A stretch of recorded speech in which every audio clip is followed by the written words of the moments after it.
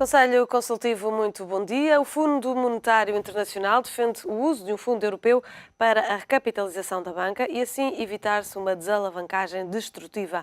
No relatório do FMI foram ainda avançadas medidas para gerir a crise. Este é um dos temas em análise hoje aqui no Conselho Consultivo, que conta com a presença habitual às quintas-feiras de Carlos Carreiras e Pierre de Bourdieu. Os dois, muito obrigada pela presença aqui no Conselho Consultivo. Vamos então falar deste relatório do FMI, o relatório que diz que o FMI defende o uso do Fundo Europeu para a recapitalização dos bancos e evitar uma desalavancagem destrutiva. Parece-lhe uma boa ideia? Nós estamos confrontados hoje em ter que reescrever até algumas teorias do ponto de vista económico e financeiro, não podendo seguir os mesmos livros que estão agora confrontados com novas situações. O que me parece mais significativo neste relatório é começar-se a denotar alguma divergência, alguma clivagem mesmo, entre o FMI e a União Europeia e o Banco Central Europeu. E neste caso, o que é, enfim, algo curioso, para os portugueses que tinham sempre o FMI como um papão, eu pessoalmente acredito muito mais nas soluções que estão a ser apresentadas pelo FMI do que as esgotadas soluções do Banco Central Europeu. E este relatório, de facto, vem colocar, a meu ver, uma tónica certa, no sentido, enfim, vem muito ao encontro do anterior, portanto, ou seja, já é uma tendência que se começa a consolidar em termos do próprio FMI, com uma perspectiva que, enfim, numa análise dos efeitos económicos e financeiros, também numa análise política, ser curioso que dentro de 4 dias temos eleições em França e a presidente do FMI ser agora uma senhora francesa, o que pode também originar aqui algum afastamento das políticas entre a Alemanha e a própria França, portanto, ou seja, e acompanhar, porque de facto nós aqui em Portugal temos que fazer o nosso trabalho, temos que continuar a fazer o nosso trabalho, de facto, de correção das contas públicas, de, obviamente, travagem e redução do endividamento público, mas todas estas linhas de crescimento para a economia, que é um pouco o que o FMI vem dizer, cuidado porque a austeridade até certo ponto mata, eu próprio tenho defendido e até aqui o memorando para o crescimento, não é? E, de facto, neste momento a Europa, por si só, começa a não apresentar soluções que reinventam um bocadinho como é que vamos sair deste processo. E o FMI aponta algumas delas, há outras soluções apontadas por outros economistas, e eu acredito que este fundo que o FMI está a apresentar, nós em Portugal vamos ter que chegar lá primeiro. Ou seja, vamos ter que fazer à nossa escala um fundo de recapitalização da própria banca. As imparidades que estão geradas na banca portuguesa não vão ser possíveis de serem ultrapassadas se não houver aqui uma ação diferente daquelas que também têm acontecido no passado. E admito, inclusivamente, que muitas dessas imparidades se situam, nomeadamente, no setor imobiliário.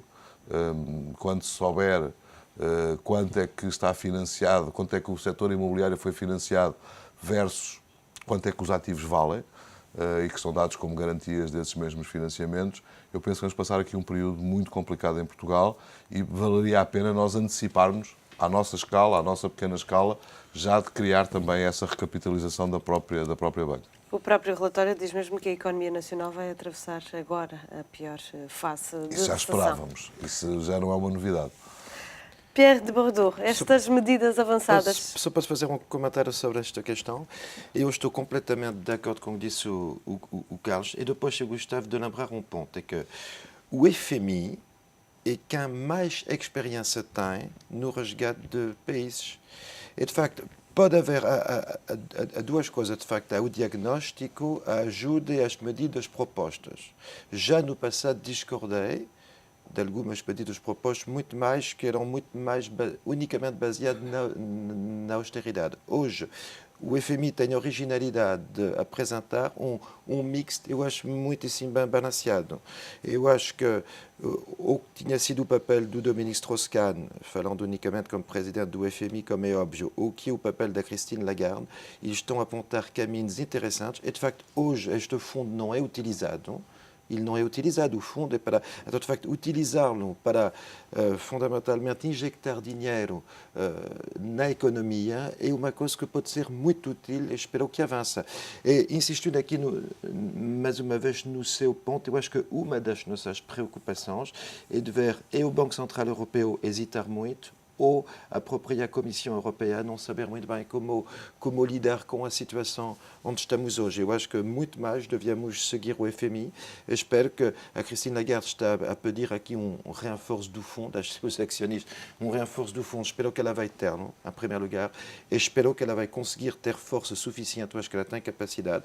Foi uma excelente ministra da economia do Sarkozy, e espero que ela vai conseguir aqui influenciar os outros 2 membros da Troika para conseguir esta medida em particular. Não só mas esta medida em particular. No que toca a outras medidas, como a indicação de que o BCE deve descer mais ainda os juros, parece-lhe que pode ser um caminho também a seguir?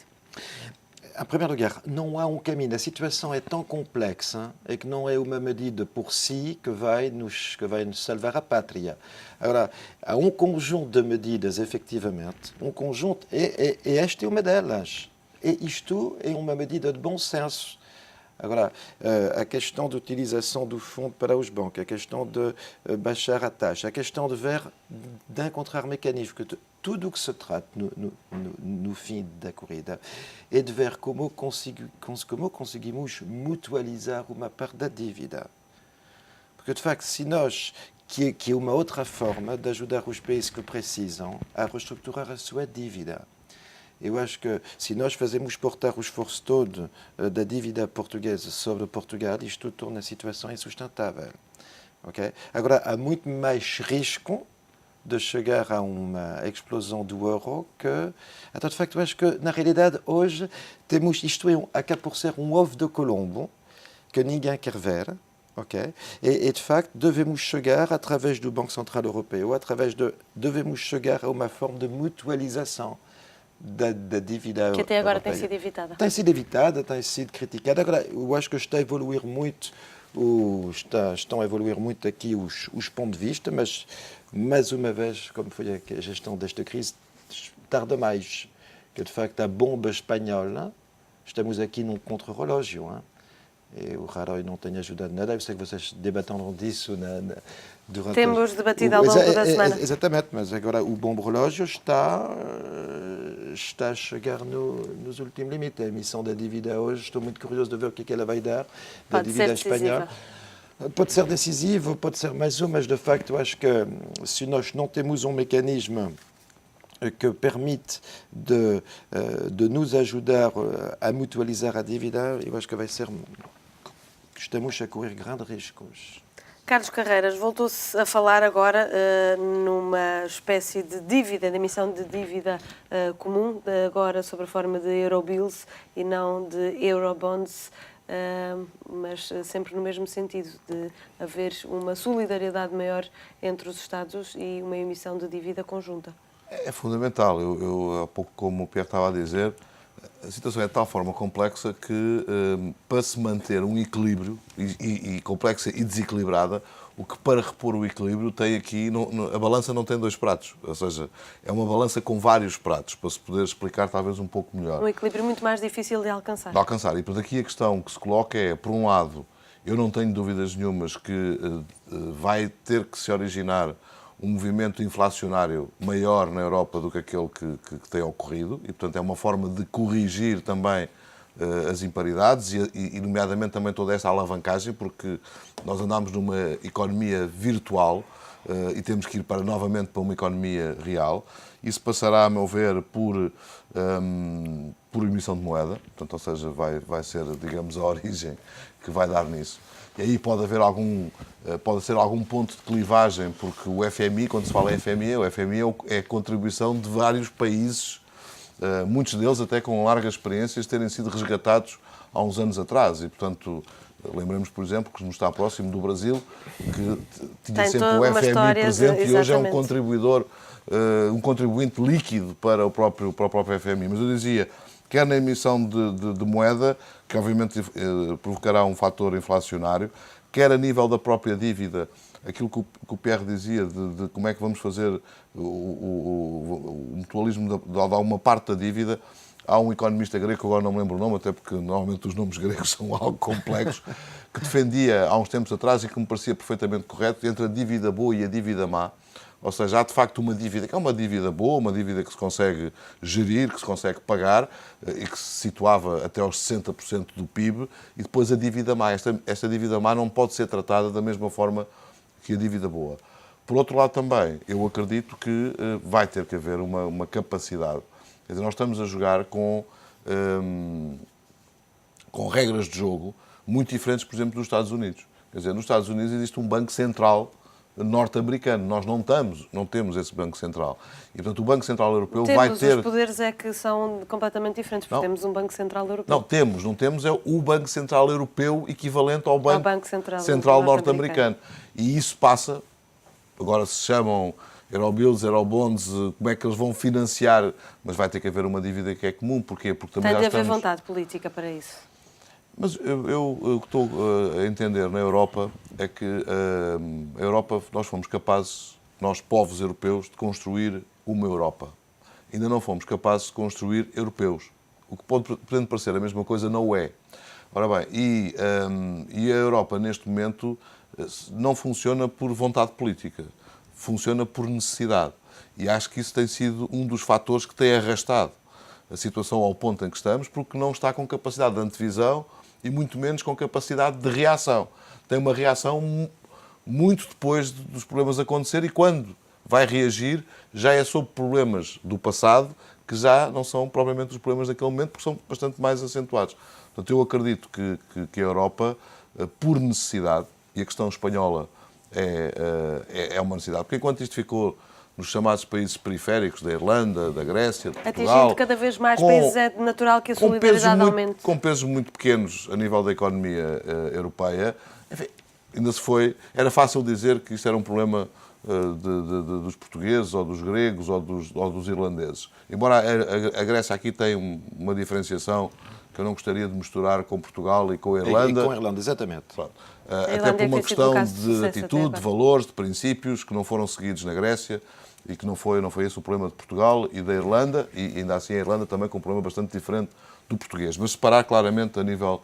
Mas de facto, quando chega à Espanha, eu dei o exemplo na semana passada daquilo que eu denomino que é, estamos aqui a falar de economia, de eurobonds, de taxas de juros, de dívida, de moeda, mas há uma coisa que é clara, é o tsunami social que está a varrer os países europeus. Isto era um bocadinho como se viesse esta onda deste tsunami que entrou pelo litoral, está a atingir, neste caso Portugal, atinge Espanha, e quando atingir de facto Espanha...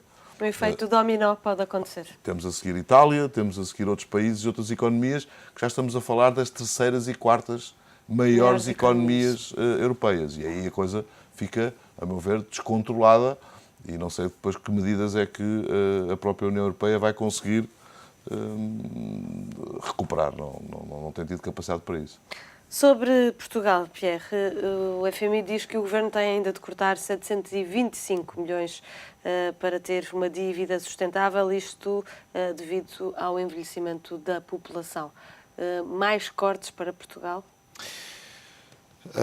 Mais cortes para Portugal, a questão do envelhecimento da população. Sabe que quando cheguei, eu vivo cá há 18 anos, e quando cheguei, quis perceber alguns dados, okay? E a coisa que mais me preocupou, eu pensei, mas como que é possível um país que tenha esta natalidade não se preocupar com ela? E ainda eram os anos de grande crescimento, estava o engenheiro Guterres, eu acho que eu cheguei a conhecer o Cavaco, e de facto eu pensei, mas como que isto não é, em termos de vacas gordas, relativamente, com um déficit controlado, um crescimento forte, como que isto não é a preocupação de um país? Que de facto todo o sistema está baseado na economia, dizemos que não se pode fazer previsões, mas uma coisa que é só de ver que é a pirâmide das idades. Isto é é um modelo matemático. Completamente invertida. Aqui não há, então, de facto, aqui, esta questão aqui não é da esquerda, de direita, do centro, da extrema esquerda ou da extrema direita. A questão do envelhecimento é uma questão matemática. Então, de facto, efetivamente, hoje, ainda mais, como se não faltava mais nada, temos que não sei se são 725, eu imagino que são, por acaso, que de facto aqui não há, basta de ter como ponto de partida o que se paga e isto de fazer uma projeção. E isto o único alerta que eu faço é que, eu sei que não há recurso, não há, mas a natalidade devia ser uma das prioridades, das poucas, das alavancas que nós devíamos. Mas como é que nesta altura os portugueses têm capacidade para ter mais filhos? Não, eu estou a dizer que a natalidade devia ser uma das alavancas. Podia ser, é óbvio que não há muito, mas dos poucos recursos que há, é o quê? Para agir sobre o quê? Educação de certeza, ok? Sendo aqui inserido na parte do mundo onde estamos, a educação e talvez a natalidade. Pouco mais. Agora, dito isso, não respondi à sua pergunta. De facto, é verdade que vai ter que haver mais corte, vai ter que haver uma forma... E onde é que se pode cortar nesta altura? Já se cortou no subsídio de desemprego, reforçaram-se mecanismos para controlar o acesso aos apoios sociais, congelaram-se pensões, cortaram-se subsídios de férias. Onde é que o Governo pode ir cortar mais? Eu gostava de relacionar a sua pergunta com uma outra. Estamos aqui com esta falta de recursos, porque também o desemprego está a subir. Quer dizer que estamos aqui nesta falta de recursos, que não só há mais pedido do lado do custo e depois há menos receita. Okay? Então, de facto, aqui, neste panorama, eu acho que todas as previsões apontam para 2013 que a economia volta a crescer. Então, isto é um elemento positivo que eu não gostava de deixar de salientar. De facto, do lado da receita, podemos esperar uma estabilização, uma ligeira melhoria a partir de 2013. Do lado dos custos, é óbvio que pode agir-se aqui na idade da reforma, que pode ser mais... passar de 63, 65, 67, como é o caso da Alemanha hoje. Até agora o Governo tem negado essa hipótese. Não, mas tem negado. Cada um está no seu papel. Estou a responder a uma pergunta. Todos os países da União Europeia estão a aumentar a idade da reforma, em primeiro lugar. E em segundo lugar, e com cortes. Agora, estes cortes, eu acho que o Carlos tocou num ponto essencial, que é evitar agora um tsunami social. Quer dizer que eu me preocupava muito, mas eu sei que o governo está atento a isso, mas de facto eu me preocupava muito aqui a proteger os mais fracos, de facto não há hipótese, e depois a fazer pagar quem pode. Não.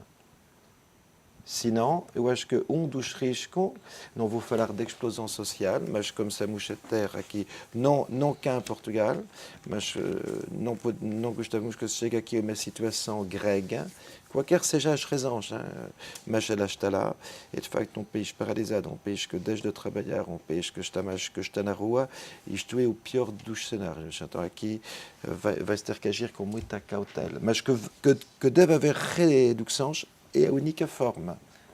Não podemos fugir disso. Fazer uma declaração de interesses. Eu sou pai de 5 filhas, não é? Portanto, ou seja, estou completamente fora daquilo que é hoje a norma. Está a contribuir para a inversão da pirâmide. Eu tenho 3 também. Pronto, não tenho 5, mas tenho 3. Não sei se tem filhos, mas senão aqui na média já não estamos mal. 8 a dividir por 3 já está muito acima daquilo que hoje é a média de natalidade em Portugal. A grande questão é esta.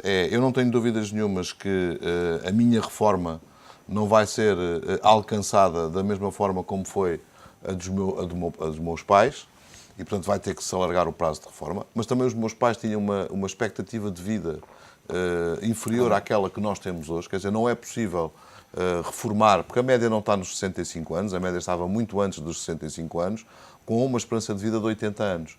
Antigamente, enfim, é muito mais nova do que nós, mas as pessoas, quando chegavam à reforma, tinham, em média, muito pouco tempo para fruir esse período de reforma. Hoje não, porque a média enfim, a perspectiva de vida estava nos 70 anos. É verdade, é verdade. E, portanto, tinham ali 5, 6, 7 anos dessa possibilidade. Hoje estamos a falar em 15, 16, 17 anos em que tem que depois ser o Estado a contribuir. Ora, isso, por um lado, vai ter que acontecer. A outra situação que eu gostaria que acontecesse, mas não acredito que possa acontecer, é a questão fiscal para quem uma diferenciação em relação aos filhos. E não vai acontecer porquê? Porque seria uma medida correta, ou seja, para aquele cidadão que, por opção própria, não tem filhos, teria que ter um benefício inferior ao meu, por exemplo, que tenho 5 filhas. O que não vai acontecer é que esse tipo de benefício que viria desta aplicação era de médio e longo prazo, que era quando as minhas filhas começarem também elas a serem contribuintes. Era a base desta lógica. Já tenho 2 que são, mas tenho 3 que ainda não são. Mas nós não temos este tempo. Ou seja, não temos tempo para dizer, ok, o senhor tem 5 filhas, portanto vai ter, vou pôr isto de uma forma muito fria, mas vai ter 5 novos contribuintes, não é?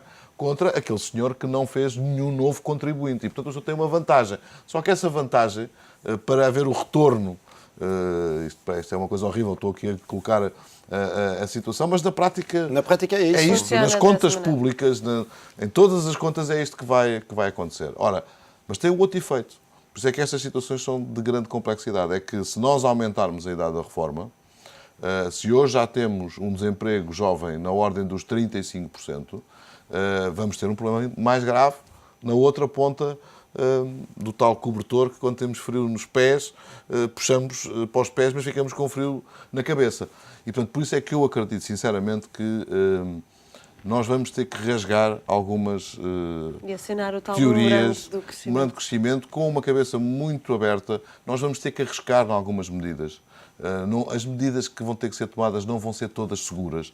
Vamos ter que arriscar, porque senão não vamos sair desta pescadinha de rabo na boca e neste circuito que está viciado. E já percebemos que está viciado, nomeadamente na componente europeia. Agradeço aos dois a presença no Conselho Consultivo. Chegamos ao limite do nosso tempo. Voltamos amanhã com mais temas para analisar. Até lá.